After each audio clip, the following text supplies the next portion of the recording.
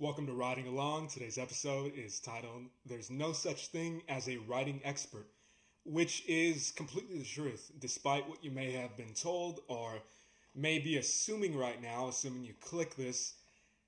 It's kind of ingrained into a lot of people's minds that some people are just the authoritative figures on what writing is, and they always will be, especially if they're just kind of these celebrated, applauded people, and they're just the top of the food chain of these literary spheres that you may find yourself in at some point in your life if you're interested in books, if you're interested in writing. And I'm here to tell you, it's not that they don't exist.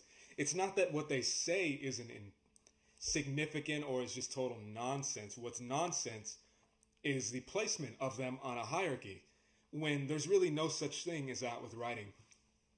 There's no united, internationally acknowledged, universal federation. I mention this every once in a while. For writing, there's just no such thing. In fact, it's transcendent. And why is that? Because by the nature of it, writing is your own. It can be subverting.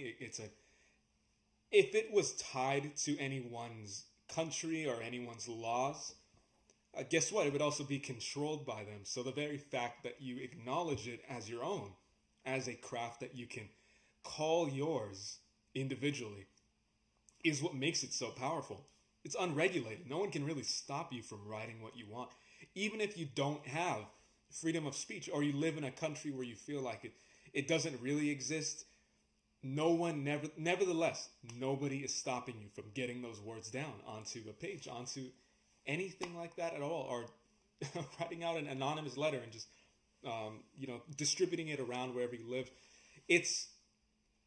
The stakes are a little higher than you might be thinking as far as the consequences of accepting something like a writing expert. Yes, some people might be in certain places, they might be a professor or something. Guess what? That's just there's a lot of writing professors I've had that were great. But I didn't really learn from them. I didn't learn writing from them. It was just kind of cool to see their enthusiasm for it.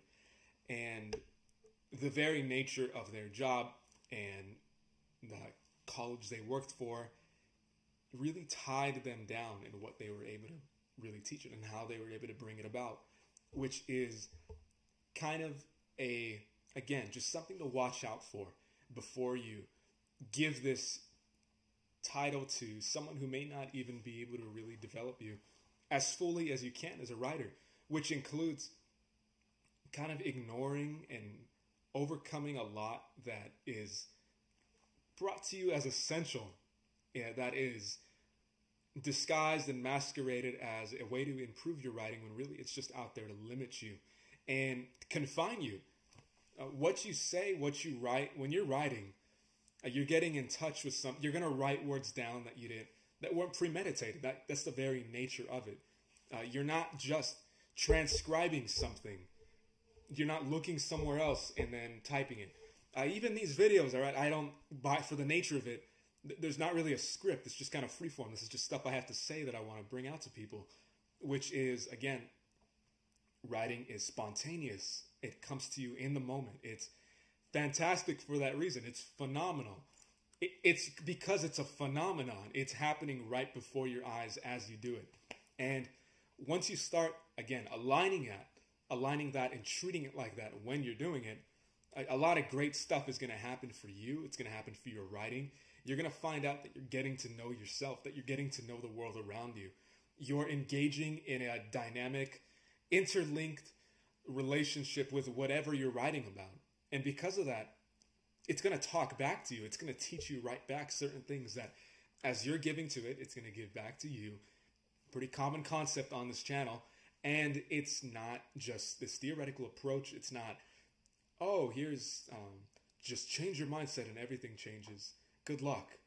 No, I mean, really do that.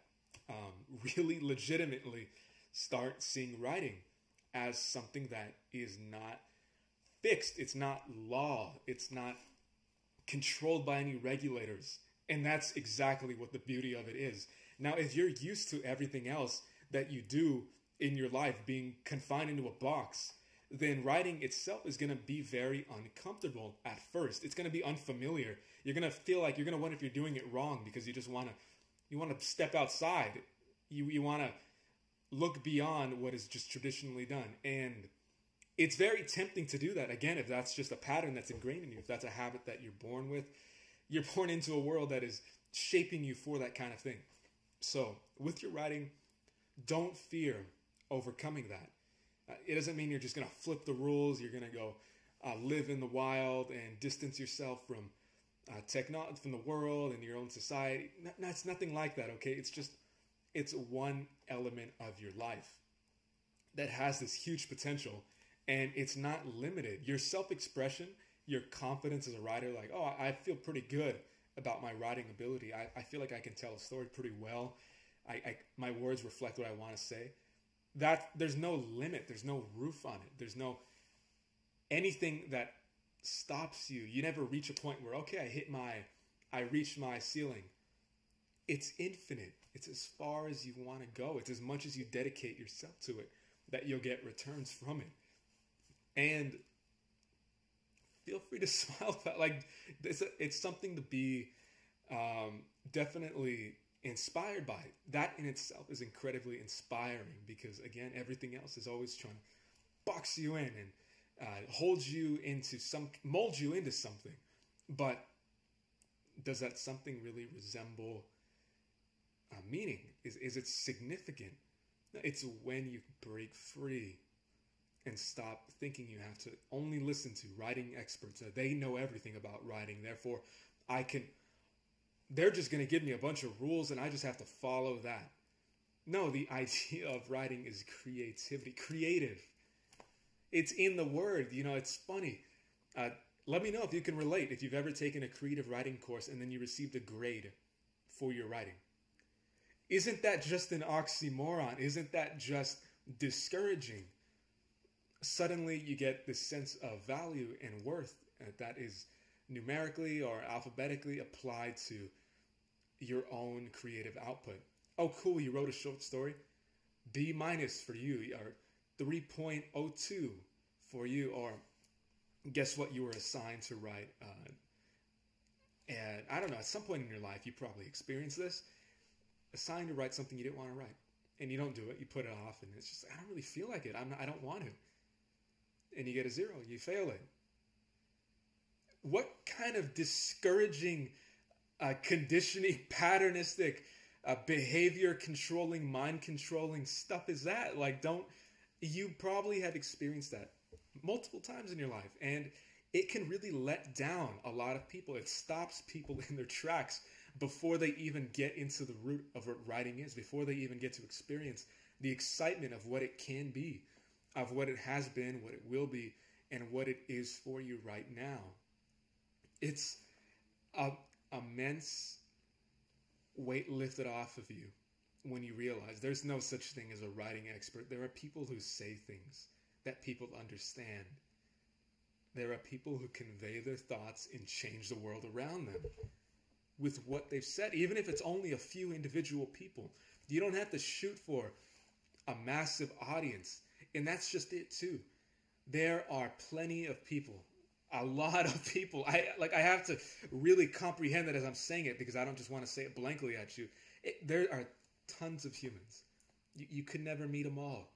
And because of that, beware when someone tells you, you use too many similes, you use too many adverbs, the way you're writing is going to reach the people it needs to. When it comes out, you're going to hear things, you're going to encounter different writings that challenge the way you already think in writing, because you're going to read it and be like, wow, I understand this. This is really good.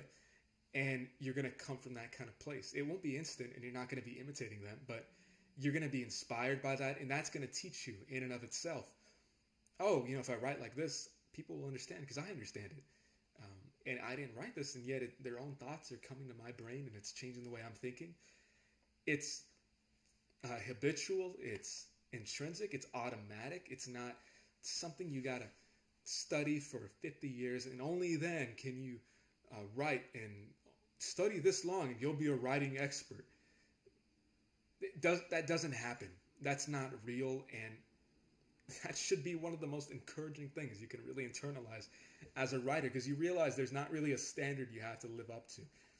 And if you want to know more, if you want to write a book, writing a book is life-changing for not just you, but the people in your life, around your life. It opens doors for you in certain areas. If you have a lot in your head and it's just this chaos, or maybe not chaos, it's just a lot, and you want to convey it in a way that is cohesive and put together, consider writing a book. Writingalong.com, completely free. How to write a book in 30 days.